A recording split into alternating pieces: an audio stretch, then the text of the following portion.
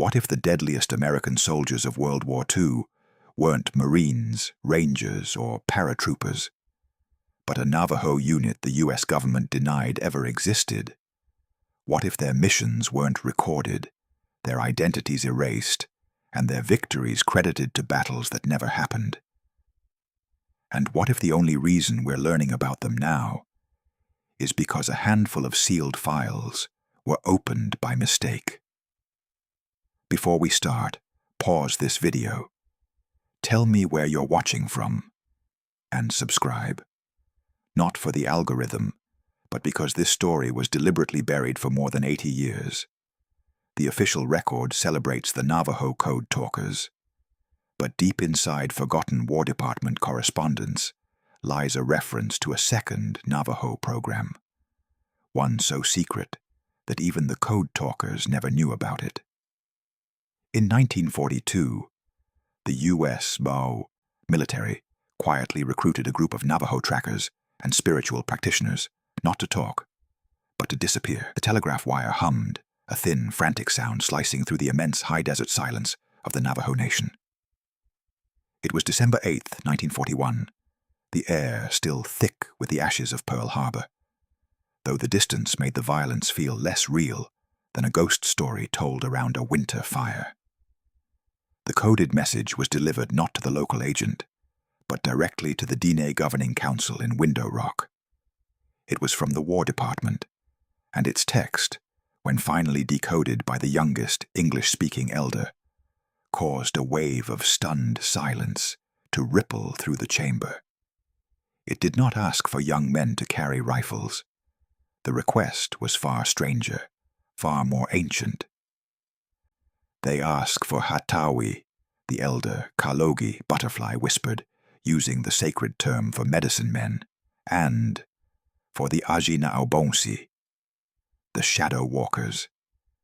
2 weeks later, Colonel Alistair Hart, a man whose crisp uniform and polished boots looked impossibly out of place against the ochre dust, arrived in a black sedan that kicked up a cloud of protest. Hart was not a man of patience or poetry. He was a logistics officer, but one who had seen enough classified reports to know that conventional warfare was not winning the Pacific. The proposal he laid before the Council of Elders was simple, ruthless, and entirely secret. "We need eyes that see in the absolute dark," Hart stated, his voice a low, clipped instrument of military resolve. "We need men who can move through the jungle without disturbing a single leaf. The Japanese rely on stealth. We will counter them with spirit." He spoke of a reconnaissance unit, a secret corps whose skills would be based entirely on the most sacred and hidden traditions of the Navajo, the practices of stealth, tracking, and the manipulation of enemy fear, knowledge refined over centuries of desert survival. Hart offered land, money, and a permanent federally recognized peace. The debate that followed was a clash between duty and sacrilege. To use the sacred knowledge, the very essence of Diné being, for the end of the Bilagana, white man's war, felt like a violation of the earth itself. But the memory of Pearl Harbor, and the distant, cold reality of a world consumed by fire, tipped the balance. The oldest elder, Hastin Chaal, whose eyes held the wisdom of 100 seasons, finally gave the assent that cracked the silence. He stared at Colonel Hart, and his voice was dry, like grinding stones. "You want our shadows, Colonel," he said. "You will have them. But you must understand our magic is not like your metal. It changes the one who wields it. These men will not return unchanged." It was a prophecy, a contract sealed in the dust and the fading light, and Colonel Hart, eager for his new, unprecedented weapon, merely nodded, believing the warning to be metaphor for the usual trauma of war. The program was authorized, the telegram's strange request fulfilled, and the first step was taken into a darkness that would consume more than just enemy soldiers. The selection process was a brutal, non-verbal crucible, held deep within the Segi canyons, a place of echoing sandstone and treacherous shifting sands. Colonel Hart and his small cadre of Marine trainers were observers, but the tests were administered by the elders themselves. 300 young volunteers, drawn by a complex mix of patriotism and cultural obligation, presented themselves. Only 77 passed the initial phase. These were not the strongest men, but the ones whose feet left no trace, whose breathing could not fog a piece of glass, and whose eyes did not dilate in the deepest cavern darkness. The training that followed transcended military drill. It was an ancestral immersion. The standard rifle and pack were replaced by juniper smoke, ceremonial paint, and the weight of tradition. In the vast, sound-swallowing canyons, designated by the elders as echo chambers, the recruits learned Kea Hata, earth-speaking, the art of moving by feeling the subtle vibrations of the ground, reading the desert floor not as solid terrain, but as a thin membrane over a living earth. They spent days suspended in nets on the canyon walls, learning to see their own fear as a physical, controllable object. The Marine trainers were mystified, then disturbed. A drill sergeant swore he saw a scout, named Dahoteu, dissolve against a rock face, his uniform blending perfectly with the mottled sandstone. More disturbing were the nights. Men would vanish for hours, only to reappear at dawn, their eyes wide, speaking a mix of rapid Diné and garbled English. They claimed the canyon itself was a teacher, that it drank their fear, and in return, swallowed sound around their movements. One recruit, Ki Yazi, an unassuming young man, was found on the canyon rim, humming a low, repetitive note. He later explained that the elders taught them to not simply move quietly, but to create a localized vacuum of sound, a bubble of acoustic nullification. The military psychologists attached to the program filed increasingly alarming reports. They noted a regression, a dissociation from the modern world. The men were becoming something else. Colonel Hart, however, saw only results. A test involving infiltrating a reinforced perimeter fence at a remote Nevada proving ground ended with the 77 recruits standing silently in Hart's own office, having walked past 3 layers of sentries and through a minefield without triggering a single alarm. The commanding general, shaken by the audacity, demanded a name for the unit. Hart thought of the silent, vanishing figures he'd seen in the Utah canyons, their movements mere suggestions of human form. He settled on the official designation, Navajo Scout Corps, Black Level. The men themselves, however, used the name whispered in the shadows of the canyons, a name that carried a weight of power and peril, the Shadow Scouts. They were ready, but what they were ready for, neither the Marines nor the elders truly understood. The unit's deployment was an exercise in secrecy that bordered on paranoia. They were not given standard troop transport. Instead, the 77 scouts were flown individually or in pairs, veiled by darkness and complex shell assignments, to a forward operating base in the beleaguered Philippines. Their mission was straightforward: deep penetration reconnaissance, and, more critically, the disruption of Japanese supply and communication lines in the dense, suffocating jungle surrounding key strategic points. They were attached to Marine Command, but operated independently, ghosts in the machine. Their first foray behind enemy lines was immediate and profoundly effective. Unlike the standard Marine patrols, burdened by gear and predictable movement, the Shadow Scouts moved like water, utilizing the jungle's natural rhythm, the rustle of a specific leaf, the call of a specific bird, to mask their presence. They wore no dog tags, carried minimal rations, and their primary tools were a length of thin wire, a sharpened obsidian knife, and a small pouch of ceremonial sand and herbs.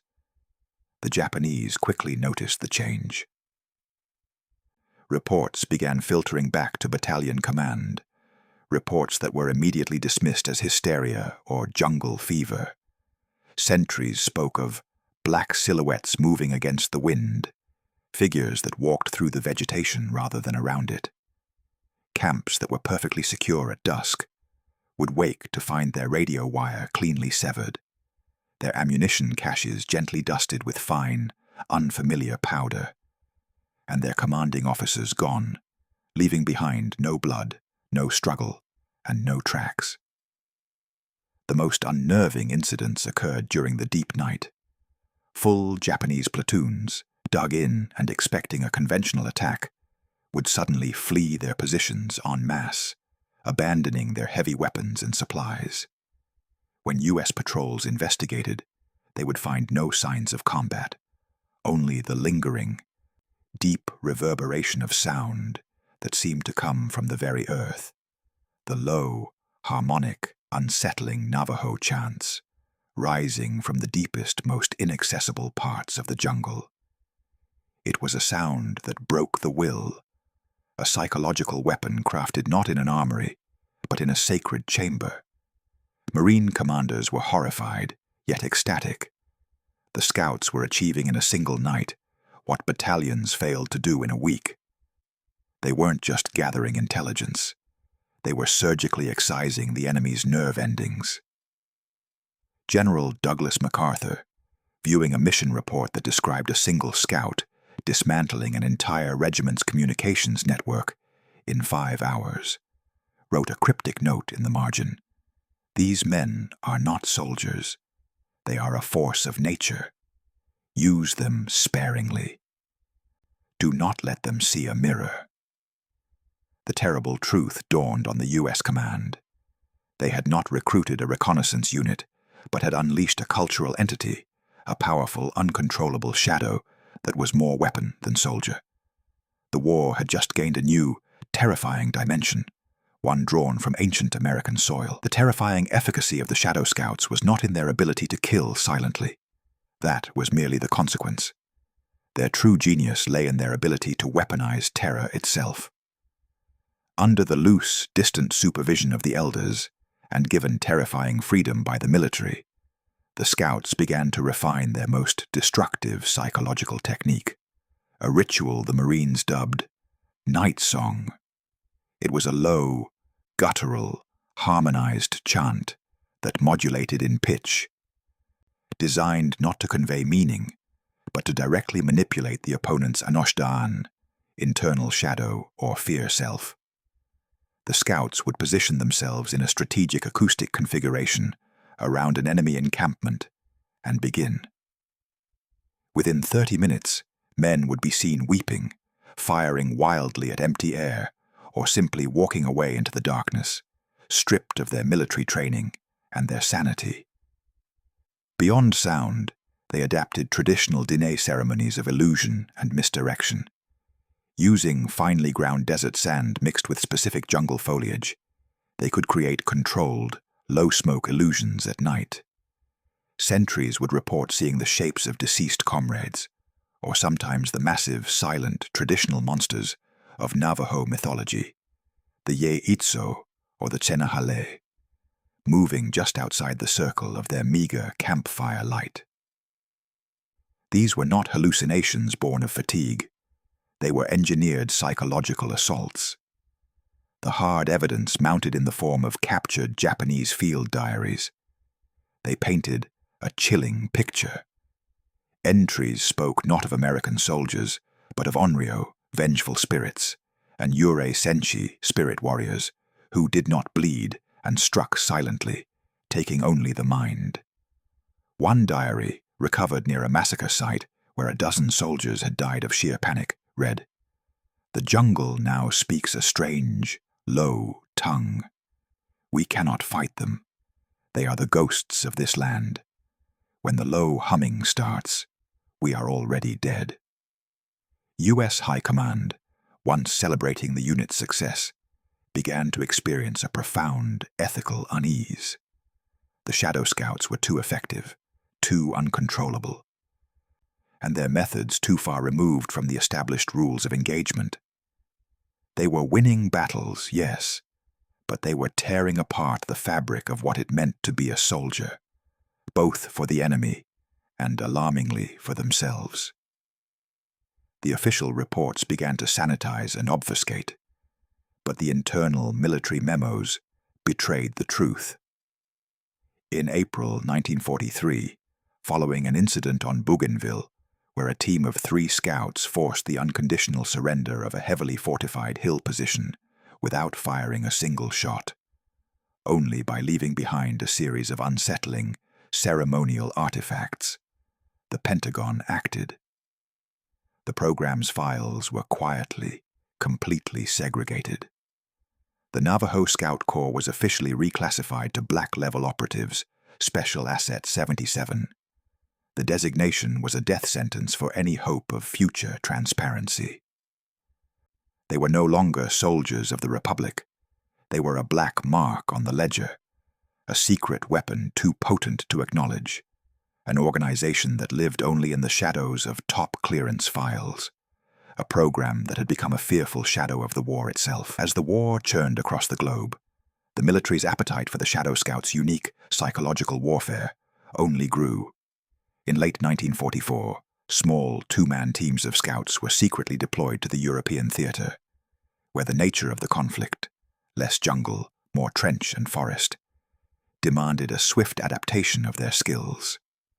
The dense forests of the Ardennes, particularly during the crippling cold of the Battle of the Bulge, offered the perfect new stage for their silent horror. Their mission was purely strategic sabotage and psychological collapse. Unlike the full-scale deployments in the Pacific, in Europe, they were surgical instruments. Moving through the snow-blanketed forests, where any sound carried for hundreds of yards, the scouts employed their acoustic nullification techniques with devastating precision. They would target German supply lines, not by attacking the convoys, but by rendering them useless. A German transport truck, carrying vital fuel or ammunition, would be found stalled, its engine components subtly and irreversibly sabotaged, its tires carefully flattened. But the real signature was the psychological one. Each sabotaged vehicle was left with a chilling sign, a small, impossibly neat circle of stones drawn in the snow nearby, often with a single, small feather placed precisely in the center. Sometimes they would leave a tiny, carefully drawn sand painting, a fleeting ritual act that was utterly alien and terrifying to the German soldiers.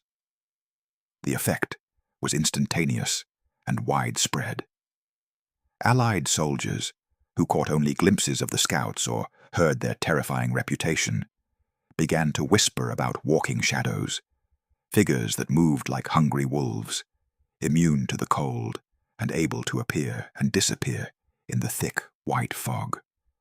Their reputation grew into a form of supernatural folklore. German command was thrown into confusion.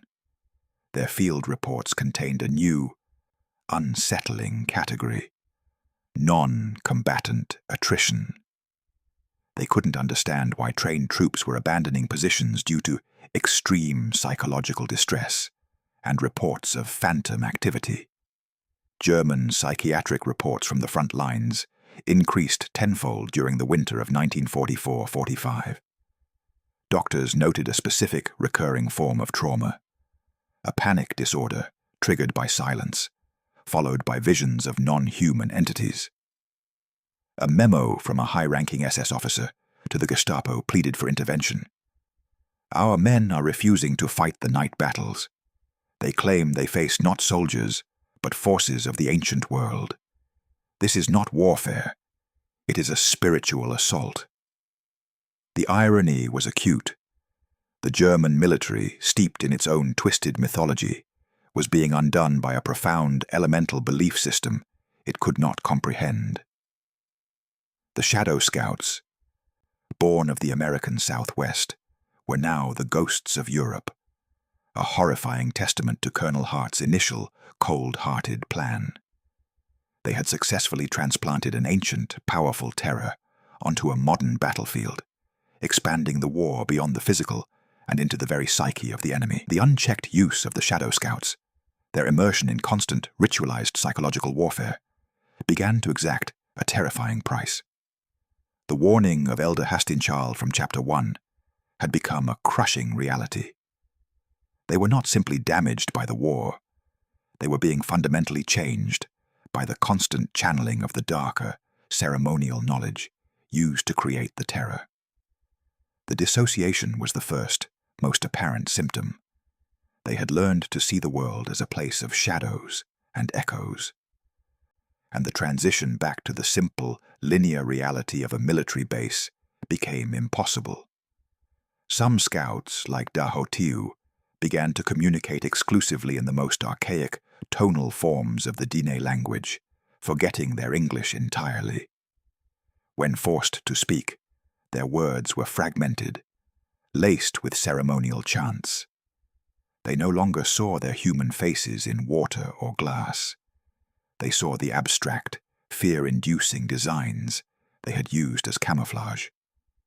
Their very identities were dissolving into the tools of their trade. The danger escalated tragically. There were isolated, covered-up, friendly fire incidents. Not simple mistakes, but moments where a scout, deep in the state of ritualized stealth, would attack an allied soldier he perceived as an anomaly, a threat to the harmony of the sound vacuum. These men were living weapons, unable to toggle off their state of combat awareness. Military doctors, completely out of their depth, could only document the pathology. Their diagnoses were a bizarre blend of psychology and folklore.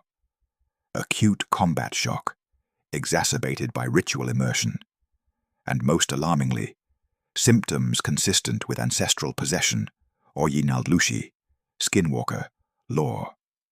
They had no treatment for men whose souls were believed to be fragmenting under the pressure of using forbidden power. Colonel Hart received a desperate, coded communication from the remaining elders in the Navajo Nation, smuggled out by a sympathetic missionary. "You took them too far into the dark," the message read. "You made them live in the space between the earth and the shadow. Bring them back, or you will lose them forever to the darkness you forced them to create." The government's response was a chilling testament to its calculated ruthlessness. They viewed the scouts' deteriorating mental state not as a medical crisis, but as proof of their potency. If the power was so great it broke the user, the power must be conserved and studied. The elders' warning was filed under subversive native influence. Instead of evacuation or psychological counseling, the Pentagon increased the intensity of the black-level training protocols, viewing the state of total dissociation as the peak of their combat effectiveness. The scouts were not to be healed. They were to be permanently weaponized. The darkness had closed around them entirely. The Second World War ended, but for the Shadow Scouts, a different war, a silent, bureaucratic one, had just begun. Their astonishing combat record, deemed too unorthodox and psychologically damaging to ever be acknowledged, was systematically erased. Immediately following the surrender, the files of black-level operatives, Special Asset 77, were sealed with the highest classification, Omega-9, eyes only. The process of demobilization was brutal and swift. The surviving scouts were not given parades or medals. They were simply removed from the battlefield, often under sedation, and funneled into 2 secret pipelines. Some were immediately committed to isolated, undisclosed military psychiatric wings, diagnosed with an invented umbrella term, extreme pre-modern trauma, EPT. These men, too far gone to communicate effectively, were kept in perpetual twilight, their ritual scars and low, unnerving chants providing unique living data for military psychologists. Others, those who showed a flicker of retained modern consciousness, vanished entirely. They were taken to remote processing centers, effectively black sites, where their knowledge of acoustic nullification and psychological terror was reverse-engineered for the nascent Cold War espionage agencies. The elders in the Navajo Nation were subjected to a coordinated, relentless campaign of federal pressure. Land rights, water access, and tribal recognition were held hostage until the elders agreed to sign federal silence agreements, documents that made any mention of the shadow program or the specific ancient rituals punishable by severe sanction. The history was buried beneath layers of paper and intimidation, yet the knowledge and the terrifying techniques could not be so easily contained. Whispers began to circulate amongst the highest echelons of the U.S. intelligence community. Reports surfaced of closed-door tests in the vast, empty proving grounds of Nevada, tests that employed Kayahata, Earth-speaking, principles to bypass early radar systems, or the night song to break captured enemy agents. The scouts were gone, but their shadow persisted. The rumors soon coalesced around a frightening, unofficial program designation, Project Night Echo, a continuation program designed to perfect and institutionalize the art of weaponized cultural fear, ensuring the Shadow Scouts' legacy lived on in the darkest corners of the United States intelligence apparatus. The secrets of the desert, traded for a promise of peace, were now being used to wage a permanent, unseen war. Decades passed in the oppressive silence of official denial. The Shadow Scouts were footnotes in classified histories, specters in the nightmares of a few surviving Japanese veterans, and a profound, aching absence in the Navajo Nation. Then, in 1978, the silence was shattered. A lone surviving scout, a man named Ki Yazzie, finally broke. Yazzie had managed to navigate the tricky terrain of readjustment, hiding his trauma behind a mask of stoic silence, working as a ranch hand far from the reservation. But the memories and the ritualized knowledge were a persistent, agonizing presence. He approached a small, independent journalist in Flagstaff, Arizona, agreeing to an interview on the sole condition that no recordings were made. For 3 days, Yazzie poured out the true, unvarnished story. He described the training in agonizing detail, confessing that the greatest tragedy was not the physical danger, but the spiritual one. He detailed losing friends not to enemy bullets, but to the dark between worlds, the psychic space created by the constant channeling of fear, a place where their souls lost their anchor. He revealed the forbidden training rituals, the Che de Hoteu, moving without sound ceremony, which the elders only performed during specific planetary alignments, and never for aggression. The government, he argued, did not just capture skills, they captured spirits. They took the most sacred, powerful tools of the Diné people and twisted them into instruments of pure terror, leaving the scouts spiritually disfigured, unable to live or die in peace. "They are not buried," Yazzie whispered, his voice catching on the words. "They walk the shadows still, because their spirit debt was never paid. The Bilagana took that debt, and now the earth demands payment from them too."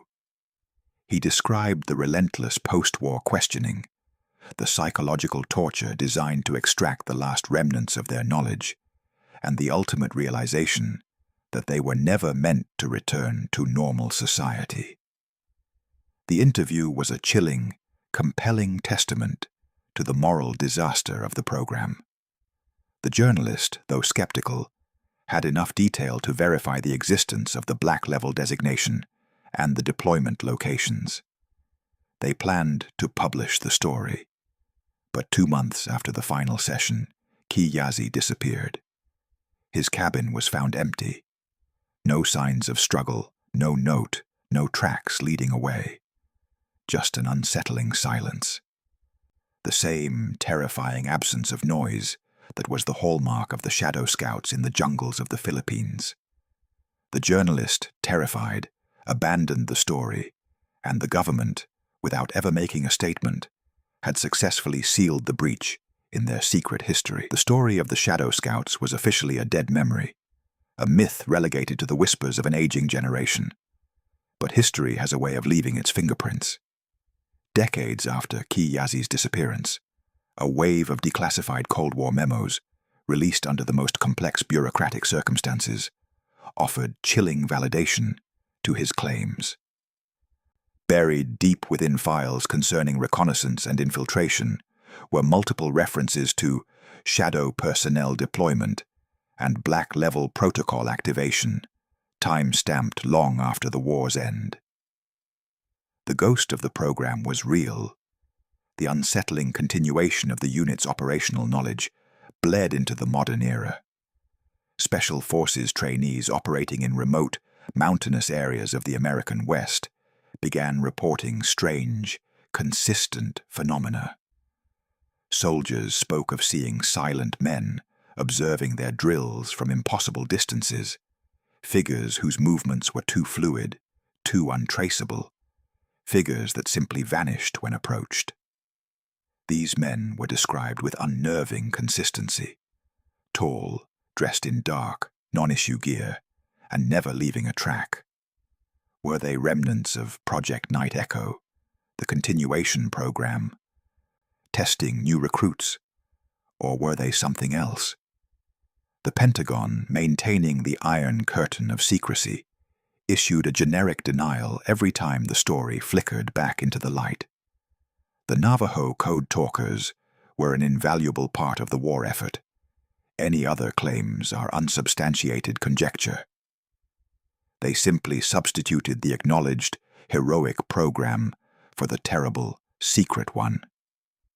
Yet, the final, most unsettling truth resides not in the military archives, but in the heart of the Navajo Nation. The elders, bound by the old contract and the fear of further retribution, still keep the silence, but their warnings continue. They say the scouts still walk at night, masters of the shadows they were forced to inhabit. They are neither heroes nor demons, but something in between, transformed and unbound, protectors of their land by habit, or weapons of a shadow government by training. No one can truly discern. The story ends not with closure, but with a terrifying, open wound. In 2023, an independent group of cyber historians, digging through a massive leak of military infrastructure data, discovered a single, redacted digital file within the Department of Defense's most secure server architecture. The file name was simple: Shadow Scout Protocols, Active. It was a time-stamped confirmation that the program, the weaponization of fear, silence, and spirit, had never been mothballed. The ghosts of the Ardennes and the Philippines were not history. They were a current asset, walking in the absolute dark, waiting for their next command.